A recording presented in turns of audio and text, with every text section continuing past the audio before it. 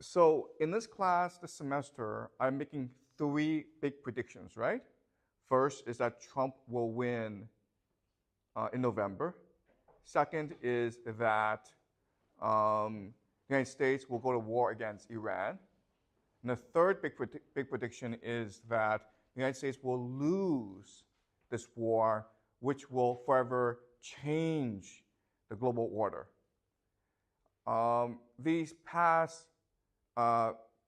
So last class, we looked at one reason why the United States would invade Iran, which is the Israel lobby.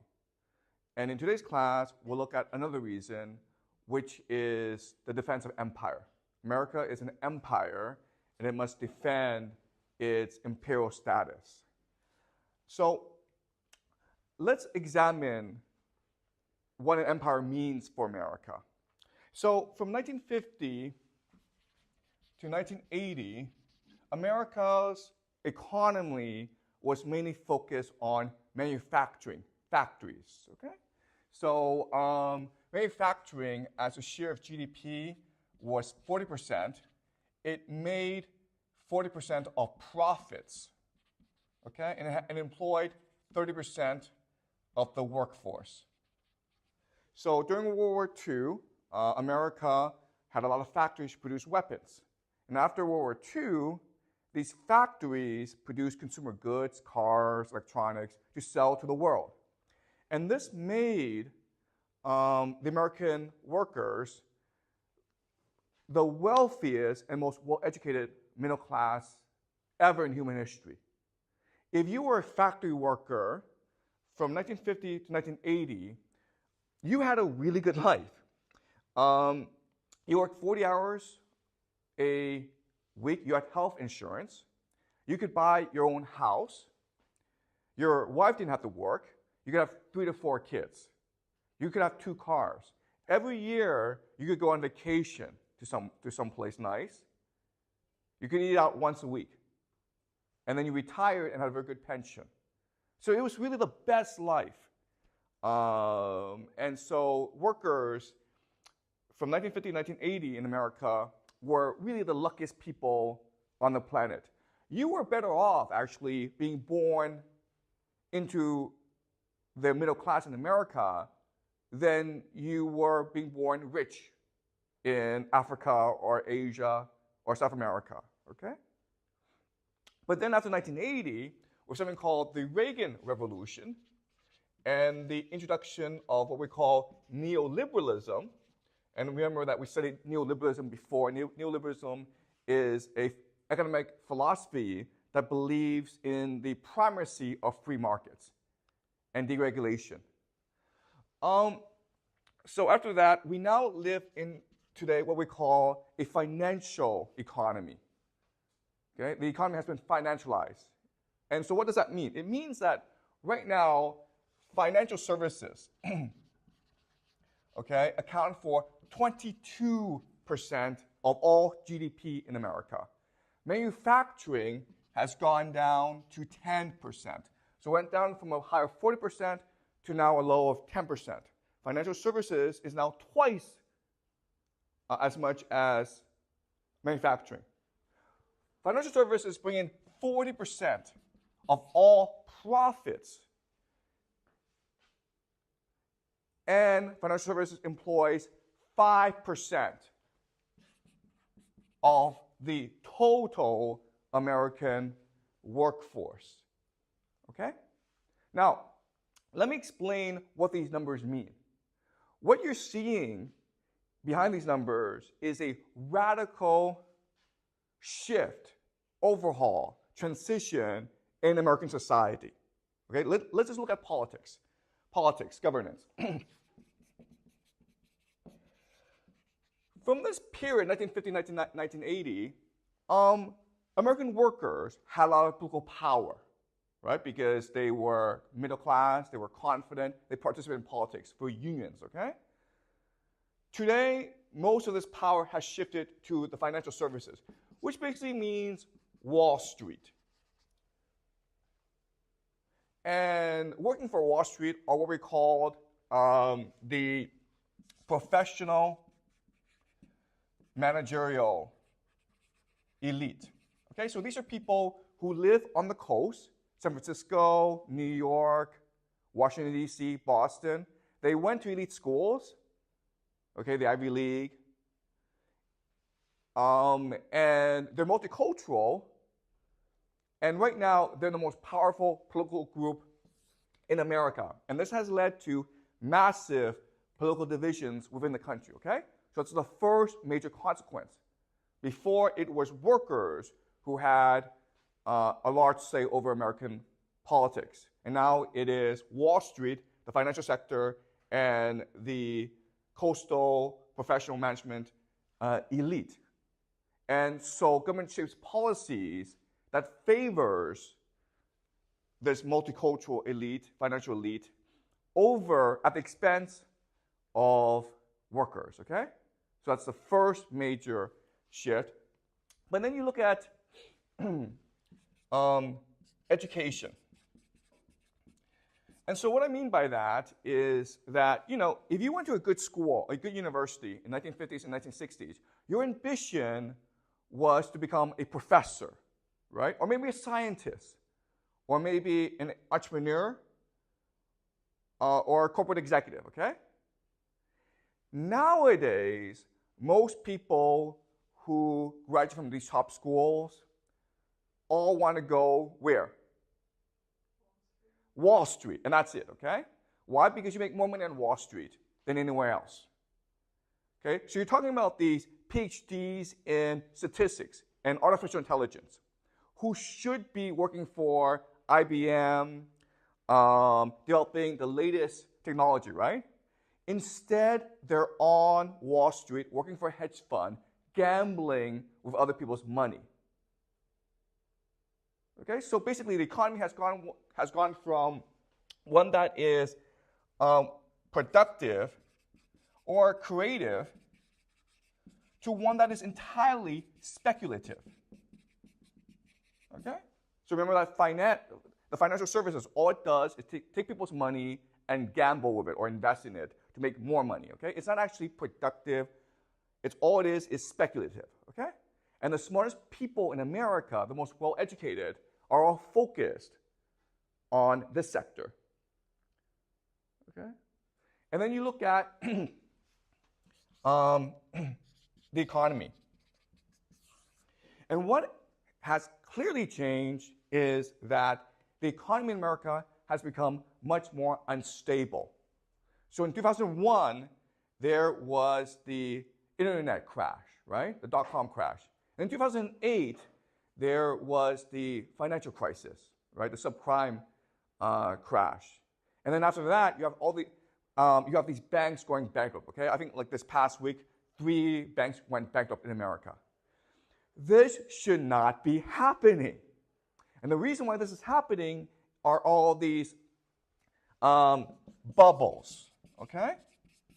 So in other words, all assets right now in America are overpriced, okay? Housing, stock market, and people are gambling that these asset prices will only go higher, which creates bubbles. And when these bubbles burst, you have volatility and instability and uncertainty, okay? So this is bad for the economy. And then you have things like inequality, right? So if you look at profits, if you look at wealth generation, the top 1% make much more money than everyone else. And this inequality is only increasing. Okay? So in other words, the financialization of the American economy has been really bad for America. And you can make the argument that it's actually destroying the fabric of American society. Okay? It's making politics much more divisive. It's making the economy much more volatile. The smartest people are engaged in speculative activities. Young people don't want to work. They just want to buy Bitcoin. And you can also make the argument that you're creating a rentier economy. Okay? And the rentier economy just means that if you are young, you can never afford to buy a house. You can only rent, which means that you yourself can never go from, you have no more social mobility, okay?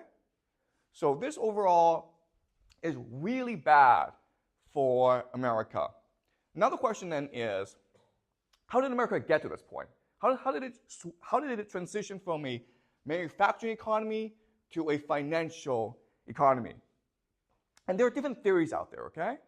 There are some economists who say that this is just late-stage capitalism, okay? This is the natural evolution of capitalism.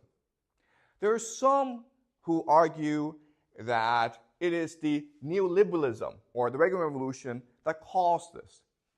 Okay, when you cut back the role of government, when you emphasize free markets, then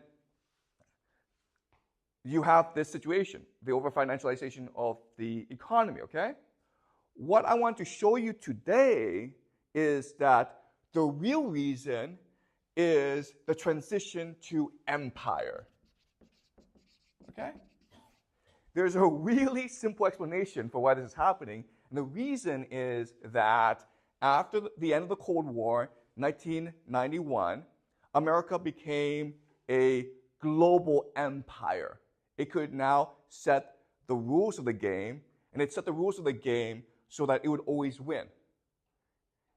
And then all money flowed to America, which created all these asset bubbles. Okay? So that's the argument I'm making to you today, okay? So are we clear about what's happening? Any questions so far? Okay, now I want to explain to you how America became an empire. In fact, the most powerful empire in human history, because even though Rome was powerful, it didn't really control the world. Whereas America, the American empire today, controls the entire world, okay? And so, to understand how America became an empire, you have to go back to the founding of America, okay? So in 1776, America declared independence from Britain. And at that time, they had something called the Declaration of Independence. And the Declaration of Independence, if you read the document, it's very clear. It's what the founding fathers of America said is that we are founding a new society in America based on God. Okay? Now, the founding fathers were Christians, but they were a special type of Christians who believed in the idea of deism. And deism is the idea that, yes, there is a God, and God did create everything, but God is not interested in managing human affairs. God leaves us alone, which means that we as humans are empowered to create the world we want to create. Okay? And the founding fathers wanted to create a new society based on the idea of God, okay? And what they believed is that God gave human beings 3 fundamental rights that all governments must respect, okay? And so the famous phrase is, do you guys know the famous phrase? Life, liberty, and the pursuit of happiness. Okay?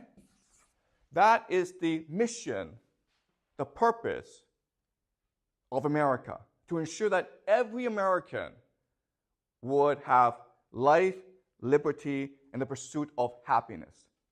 And that's really the goal, the role of government. Life, to make you safe, okay? To provide security against enemies.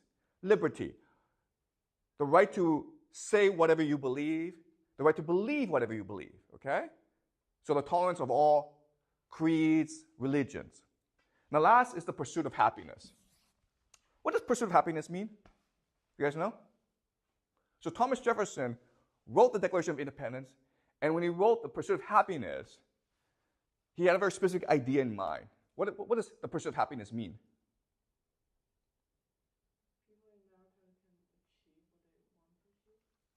Which is what? Okay, so wealth, okay? So in America, your fundamental right, the fundamental purpose of your life is to make as much money as you can, to amass as much wealth as you can. Okay? And the idea here is that in this society, in this new society, this new experiment called America, if we allow everyone to pursue the creation of wealth, then America will become powerful. Okay? That's the idea. And it turned out that this idea was absolutely correct. Okay? In a very short amount of time, America industrialized very rapidly. And at the end of World War II, America became the most powerful country in the world. Okay? After World War II, it decided that it can now export its philosophy to the rest of the world. So in 1944, there's something called the Bretton Woods Conference. Okay? And so in 1944, everyone knew that Nazi Germany would be defeated, okay, and Japan would be defeated, which would make America the most powerful, the richest nation on the planet, okay? Now, the Soviet Union was a competitor, but they didn't really matter, okay? They had their own sphere of influence. So America got together with its allies in Europe, and they decided what the new global financial system would look like. And the idea was that with Bretton Woods, they decided that the US dollar would become the global reserve currency, which basically meant that you could buy anything with the US dollar. Now, there are some people at Bretton Woods, some economists, who were afraid that this would cause problems, right? If you have a government which was in control of the global reserve currency, that would basically make the government God, right? If they could just print as much money as they wanted, they could become like Midas. If they touch something, it would become gold, okay? So some people thought it was dangerous. And so the compromise is that the US dollar had to be backed by gold, okay, the gold standard. In other words, the US dollar was basically like a receipt for gold. If you had $1 million, okay, you could go to any American bank and get $1 million worth of gold for it. Okay, does that make sense? So that's what we call the gold standard. And for the longest, and so that led, this Bretton Woods system led to tremendous prosperity in America and in Europe and in Japan, okay? Then, in 1971, Richard Nixon did something really radical. He basically said, we America, we're gonna go off the gold standard, okay? Remember that America had spent too much money on the space race, on Vietnam, on domestic expenses, okay? So they needed to transition out of the gold standard. But if you transition out of the gold standard, then how do you ensure the US dollar is worth something? How do you ensure the intricate worth of the US dollar? So they transition from the gold standard to what? Do you guys know? Oil, okay, do you understand? And that's what we call the petrodollar. And the idea here is that, look, every economy needs oil to run, right? You need oil as the basis of your economy. And so after America went off the gold standard, these countries in the Middle East, mainly Saudi Arabia, but other countries as well, agreed that you could buy oil using US dollars. So the idea is, okay, before, if you had $1 million US dollars, you could convert that to gold, okay? And now you can convert it to oil. And this is what we call the petrodollar. And this is really the basis for the value of the US dollar today, okay? So then what happened is that in 1991, the Soviet Union fell, and now America was in charge of the entire global economy, basically, okay? And so America at that time said to everyone, listen, let's focus on trade, because trade will make everyone rich. Okay, so let me explain the theory of this. Okay, so America basically wanted everyone to trade, and the idea of trade. Okay, this is like Russia, China, okay, South America. And the idea of trade is that each country would focus on its competitive advantage. What are you good at?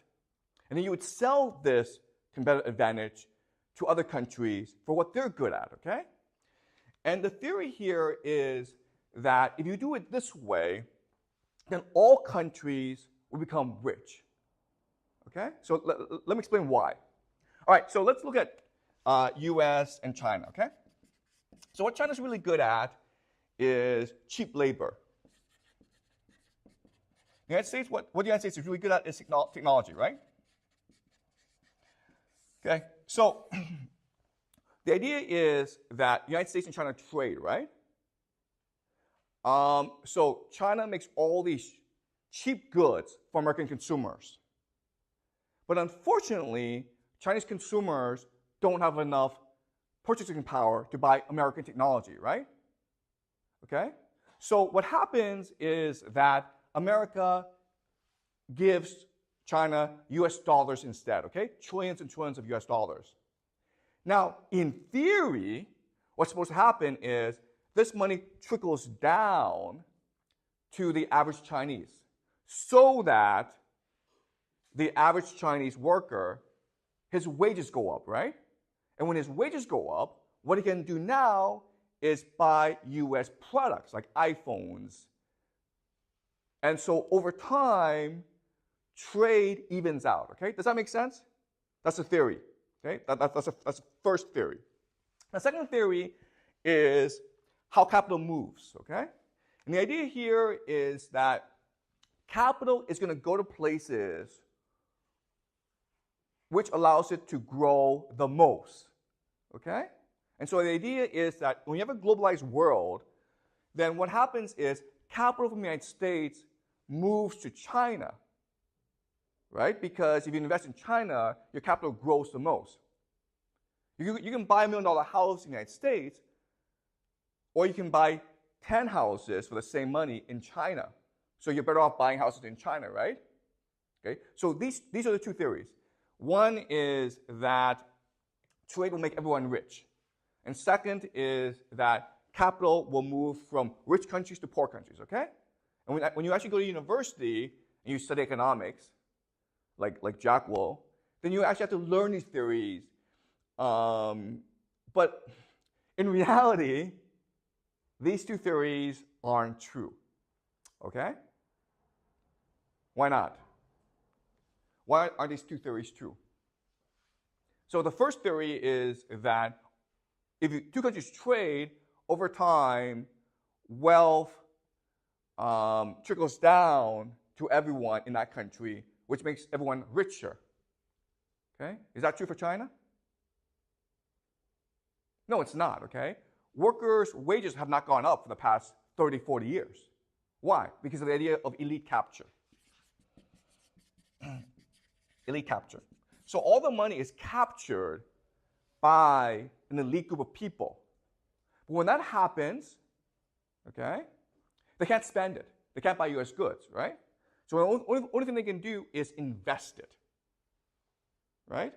Now, according to this theory, they should invest it back in China because if investment in China should allow for more growth than investment anywhere